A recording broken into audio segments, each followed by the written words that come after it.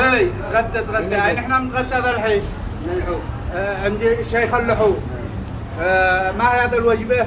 تغطينا يا علي عبد الصلاح. تفضل معي. تغطينا بلاد هذا متاكد؟ اي جلس معنا. اها علي هذا ما يسموه حنيذ. ها وانت ما تشتي دجاجه انت ثعلب او ايش؟ لا ثعلب ما جاب شهاده. ما نختار على حنين. عنود. ايوه علي هنا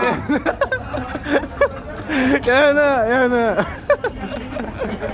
الجنب يطلع ما بشوك. اي طعنا اللحمه. يا هذا طعنا الكبش.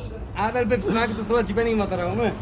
هذا هم العلبه. ما فيش هذا ما هذا مبلغ ضاع اللي ما افتتح في هذا ضاع.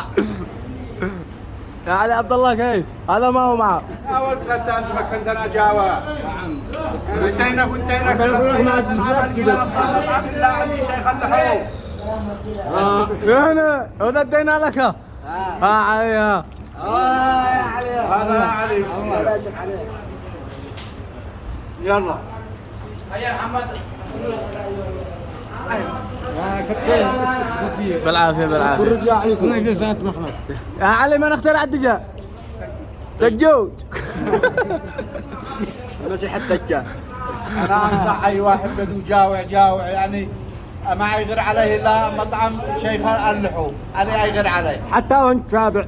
يحلل زلطه يعني ما لا انت شابع رقد. والله لكن حتى هم يمشي شابع جاوع. ما يعني قلنا علي عبد الله كيف الامور؟ علي مقاطع للحوم دجاج. علي لحم لحم لحم ايوه يا ولدين البيبس.